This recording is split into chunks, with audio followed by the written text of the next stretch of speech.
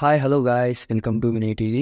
మన ఈరోజు టాపిక్ వచ్చేసి టాప్ హీరోస్ కష్టాల్లో ఉన్నప్పుడు ఆదుకున్న సినిమాలు ఏవో. అంటే ఇప్పుడు టాప్ హీరోస్ ఒక ఇండస్ట్రీ హిట్ తర్వాత ఏ మూవీ తీసినా కూడా ఫ్లాప్స్ కంటిన్యూ అయ్యాయి. అప్పుడు ఫ్లాప్స్ కంటిన్యూ అయ్యేటప్పుడు స్టార్ హీరోస్ కి స్టార్డమ్ అనేది తగ్గుతూ ఉంటుంది. అలా తగ్గినప్పుడు ఒక మంచి హిట్ పడితే బాగున్ను, అలా మంచి హిట్స్ అయిన మూవీస్ ఏవో, ఆ హీరోస్ ఎవరో మనం ఈ రోజు ఈ వీడియోలో తెలుసుకుందాం. ఇంకా ఆలస్యం ఎందుకు, లెట్స్ వాచ్ ద వీడియో.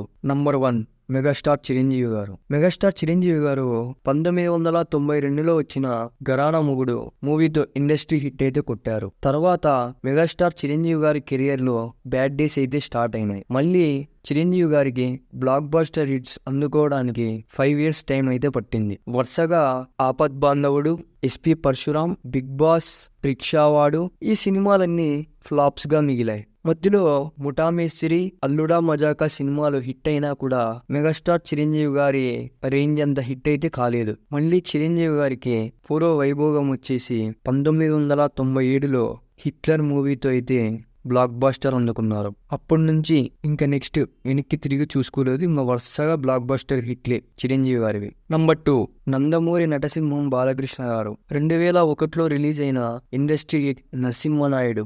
దాని తర్వాత బాలకృష్ణ గారికి దాదాపు 9 ఏళ్ళు టైం అయితే పట్టింది మళ్ళీ హిట్ కొట్టడానికి. అంటే చెన్నకేశవరెడ్డి, లక్ష్మీ నరసింహలు హిట్ అయినా అవి బాలకృష్ణ గారి టైం ని చేంజ్ చేయలేకపోయాయి. భలేవాడివి బాసు, సీమసింహం, పలనాటి బ్రహ్మనాయుడు, విజేంద్రవర్మ, అల్లరి పిడుగు, వీరభద్ర, మహారథి, ఒక్కమ్మగాడు ఈ మూవీస్ అన్ని బాలకృష్ణ గారి స్టార్ స్టేటస్ ని తగ్గించాయి. ఆ టైంలో బ్లాక్ బస్టర్ మూవీ వచ్చేసి 2010లో రిలీజ్ అయిన సింహాతో బ్లాక్ బస్టర్ అయితే అందుకున్నారు. ఈ ఒక్క సినిమాతో బాలకృష్ణ గారు తన బాక్సాఫీస్ రేంజ్ ఏంటో చూపించారు. సరైన సినిమా పడితే తన స్టామినా ఇదని ప్రూవ్ చేసుకున్నారు. ఆ తర్వాత కొన్ని ఫ్లాప్స్ వచ్చిన బాలయ్యకు ఇంత బ్యాడ్ స్టేజ్ మాత్రం రాలేదు. నంబర్ 3, కింగ్ నాగార్జున గారు. అందరికంటే ఎక్కువ బ్యాడ్ స్టేజ్ ని చూసింది నాగార్జున గారి. 1989లో శివ సెన్సేషనల్ హిట్ తర్వాత నాగార్జున గారికి వరుసగా ప్రేమయుద్ధం, నేటి సిద్ధార్థ, ఇద్దరు ఇద్దరే, చైతన్య, శాంతిక్రాంతి, జయతర యువతర, అంతం సినిమాలన్నీ ఫ్లాప్స్ అయినాయి. మధ్యలో నిర్ణయం, కిల్లర్ సినిమాలు అబోవ్ యావరేజ్ గా ఆడాయి.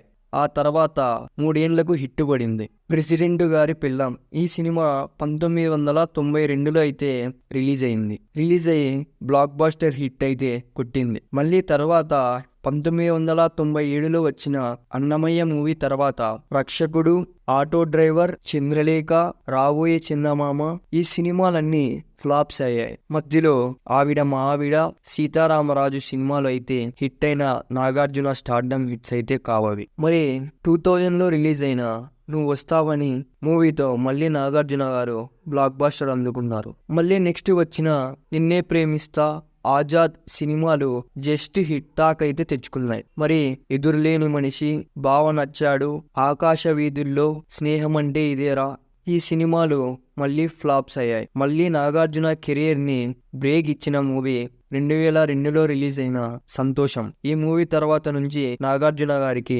స్టార్డమ్ వెలిగిపోయింది.